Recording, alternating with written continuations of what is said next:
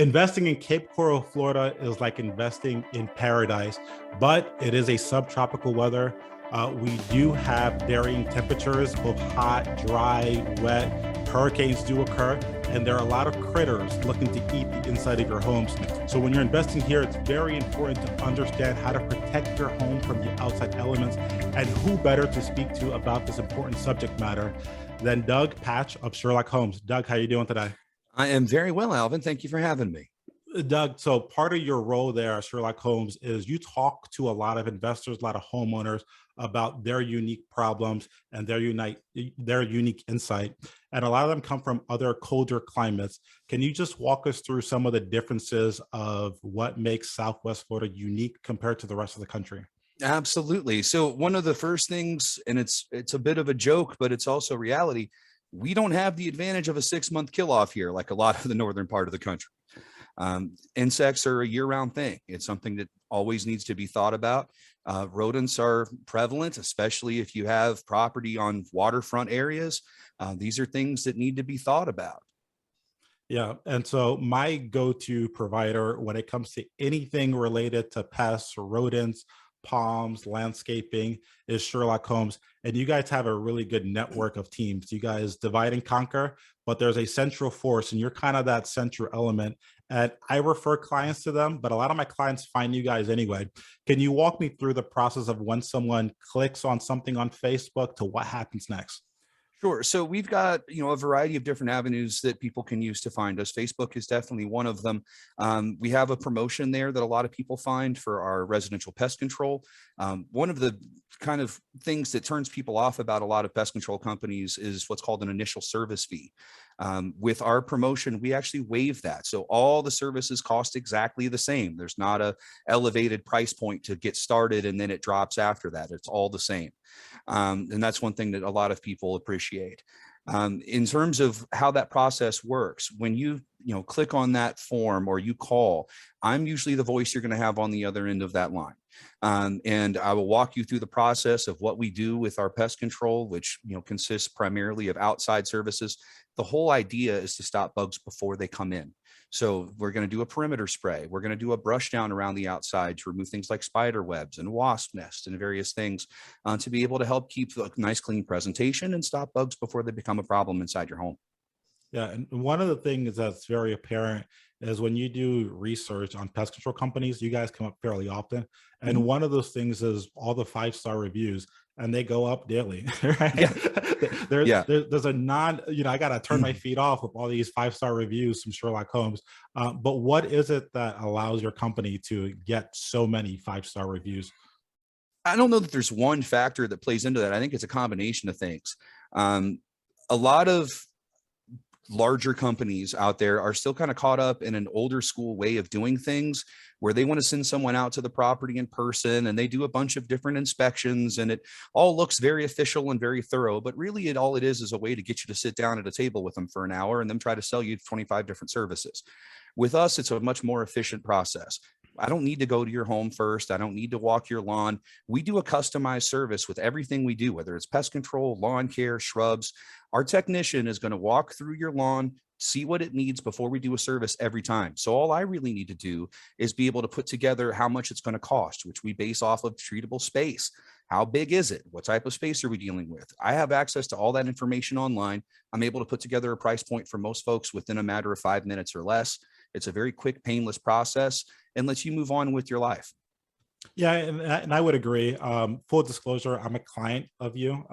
So I've used you for indoor, outdoor pest control. I've Mhm. also used you before for rats, Mhm. and I took advantage of a sprinkler system promo Right. you ran.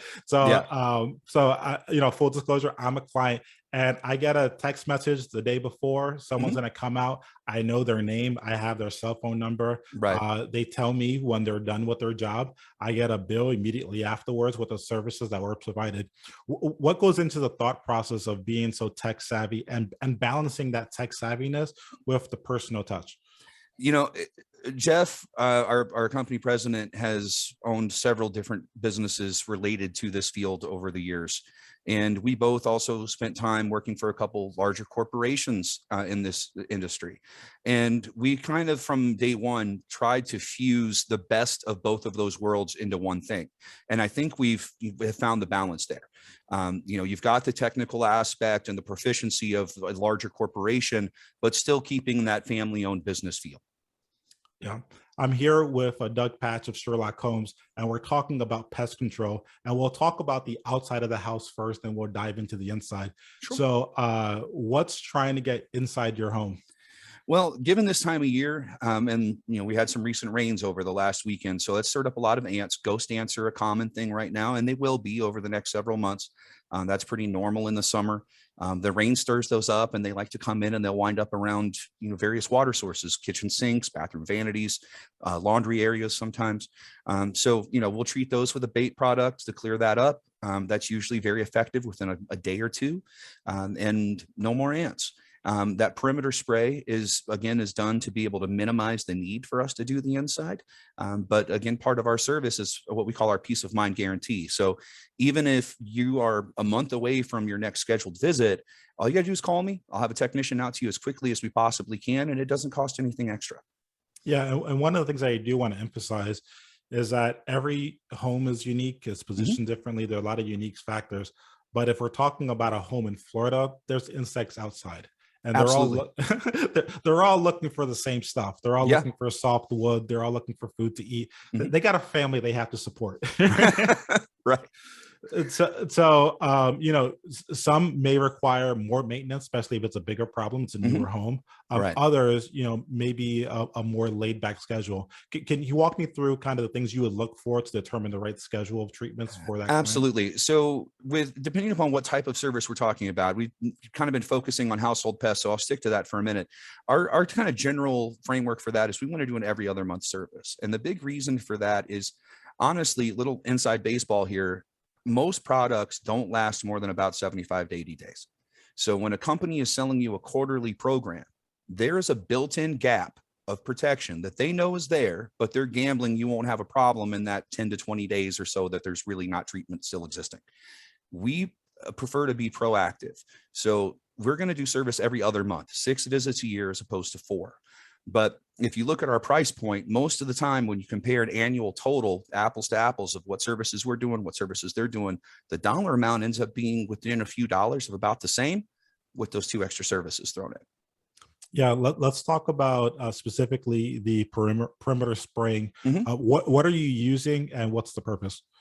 So we actually rotate out products because a lot like you and I, when we get sick and go to the doctor, they don't give us the same antibiotics every time, right? Because you develop a tolerance. The same thing with pest control products. So you don't want to use the exact same things every time. We do have different products that we'll use for different times of the year. They are going to vary a little bit, but for the most part, you're looking at mostly a spray. Sometimes we do have some granular products, something like a Nyban, for example, which is used for palmetto bugs, different types of ants. Things like that. So the big thing is don't worry so much about particularly what product it is, but trust in the fact that we're going to use the right products for the right time, and that we're not going to just use the same thing all the time, and therefore it loses its efficacy. That makes sense. And there is a big difference in the type of ant it is, correct? So Absolutely. if it's a ghost ant versus a termite, I don't know if a termite's considered, termite's an ant, right? No, actually, it's its own thing. See, there you go. And I do want to just be clear before we go too far down that road. Termite services are a very specialized, unique type of service, and technically one we don't do. Any type of regular pest control need, happy to help with. Of course, lawn services, ornamentals, palms. We do a whole bunch of stuff. Termites are one thing though that we do not currently provide. Okay, that's good to know. So I'm here with Doug. I'm here with Doug from Sherlock Homes, and we're talking about pest control, rodent control, and just taking care of your palms overall and the exterior of your home. Now we're going to dive into the interior of your home. So if you bought a house and you're looking around, what are you looking for to figure out what type of services make sense for the inside of your home?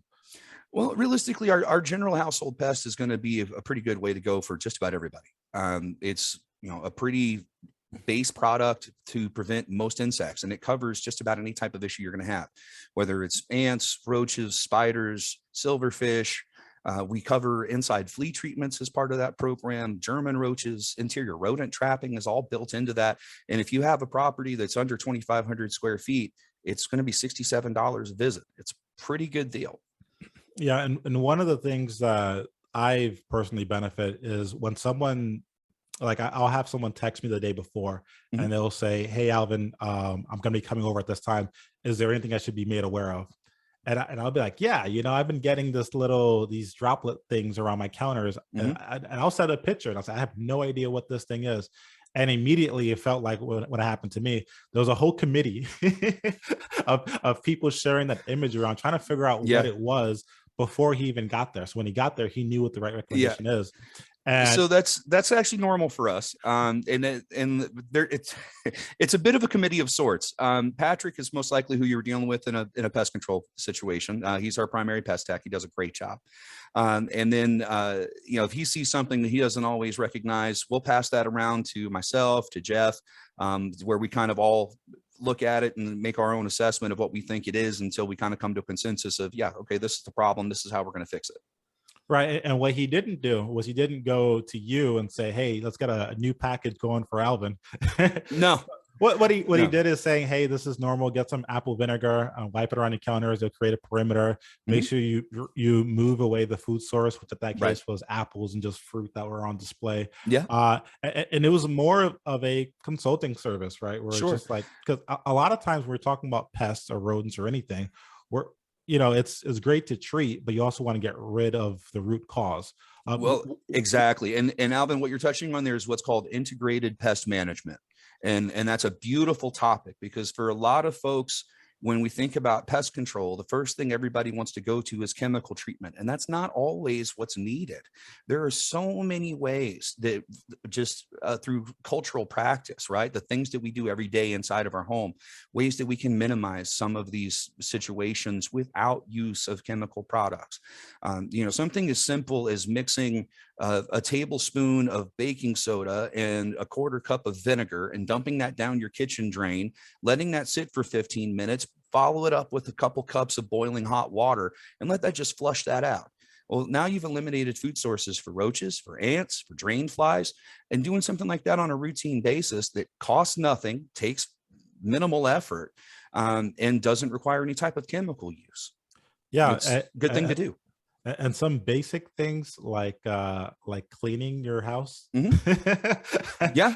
I Which mean, it's one of those things that, I wish it wasn't something we had to talk about, but especially in rental scenarios, it's something that's got to be talked about. Yeah. Because,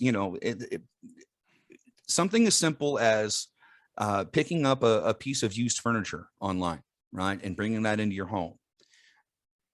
Unbeknownst to you, there may have been, German roach eggs inside of the underside of that couch that you didn't know were there.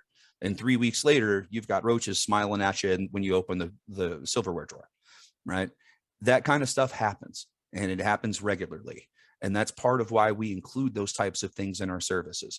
All of our programs are built to be as inclusive as possible, meaning I don't want to get into a situation where I've got to say, "Oh, I'm sorry, Alvin, that's not covered under your service. It's going to cost an extra XYZ dollars," right? We try to build these things where it's going to be able to cover whatever life might throw at you. And, that's one of those things that, we're here for. If something like that happens, let me know. And we're always happy to help. Yeah, and that's a good point where a lot of times what you're paying for isn't just the amount of times you show up Mhm. or the gallons of chemicals you're spraying in my home, right? It's more like, hey, are we addressing the issue that I have, right? Right. Are we Exactly. are we challenging that? So and that's a good segue because we're talking about a lot of pests outside your home, inside Mhm. your home. I had a client from New York and she was looking to come down. She says, you know what, Alvin, I'm so tired of the cold. As well, Cape Coral is great for that. Get rid of the Yes, cold. it is. She's like, I'm so tired of the hustle and bustle and the traffic. Like, great, Cape Coral is great for that. Then she said this. She said, I'm also tired of these rats. Well, might still have a couple of those. But there are things that can be done for that.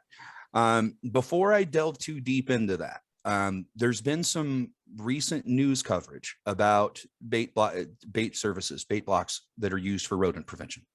And I want to kind of address that. One of the key things that a lot of that recent reporting left out is that there are more than one type of bait block. There are types that are kind of irresponsible to use, unfortunately, that do have a carryover that can affect other wildlife that feeds on these dead rodents, right?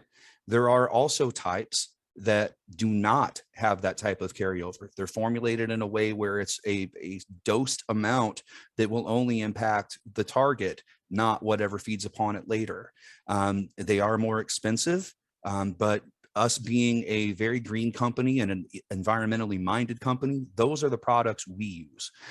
So when we're talking about rodent prevention, bait boxes really are the best methodology for that. And always trust that if you're using Sherlock Homes for your bait boxes, you do not have to worry about that carrying over to, other wildlife, hawks, eagles, owls.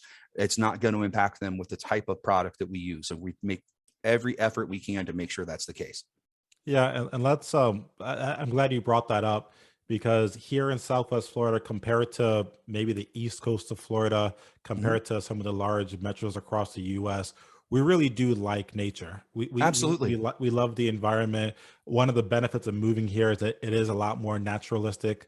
Yeah. There are a lot of species. We all go fishing. Mhm. That's part of the draw is the unique wildlife. And specifically in Cape Coral, we have burrowing owls, which are a protected species, and Right. we adore them.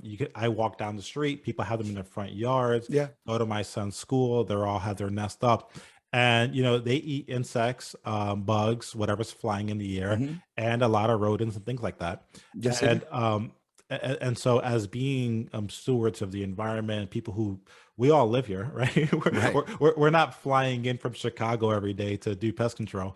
Right? So we all live here. We all care about the space, and it's important to have in-depth conversations about each subject matter I because agree. we're all trying to find the right balance. And you mentioned a key thing where bait box are going to be.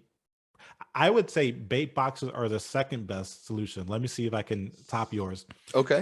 So I would say securing your roof is probably the number one thing. So That securing. definitely, definitely. I mean, to me, okay. So I skipped over that because to me that kind of goes without saying. You don't want to have open gaps in your roof line, clearly.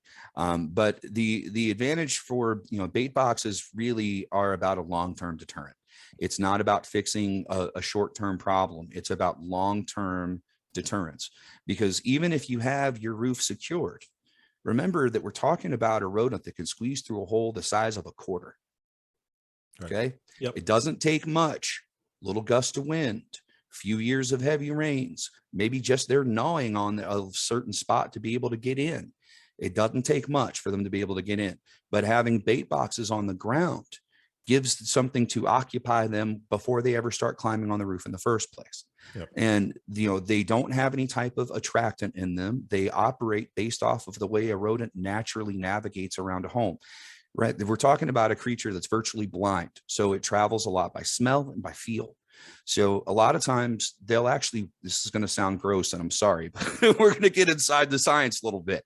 They actually rub their tail along the side of a structure to kind of give them a feel for where they are. Right. So that's why when you look at the outside of a building, and you'll see this a lot at, any type of industrial building, any type of restaurants, a lot of commercial spaces, you'll see these little black plastic boxes outside. Right. And notice how they're always basically pressed right up to a wall or right up to some type of column or something. That's by design. They're going to wind up inside that box just through their natural process of walking around. Once they're in there, these boxes have a little metal spires inside that we put bait blocks on. Rats instinctively like to chew on things to sharpen their teeth. So they chew on the bait block that's in there because it's there. It has essentially an inactive bait in the block itself that causes the rodent to get thirsty. Once they go drink, it activates the bait, and that's how it's effective. So they don't just keel over in your front yard. They don't just, die right there in the box. It's a very, probably not the best term, but it's the best one I have. It's a relatively natural process, honestly.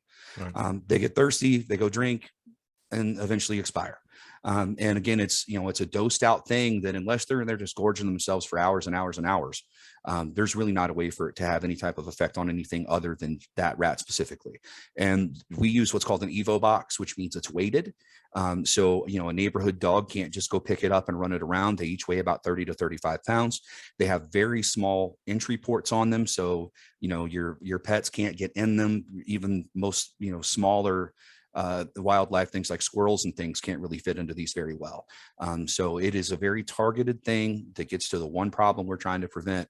And to me, it's a very worthwhile investment when you consider that, for $400 or $500 a year, you can keep those out versus the $2,000, $2,500, $3,000 I've seen it be to have to pull out all of your insulation, sanitize the attic, redo all your insulation, seal up all those entry ports like you were talking about around the roof line.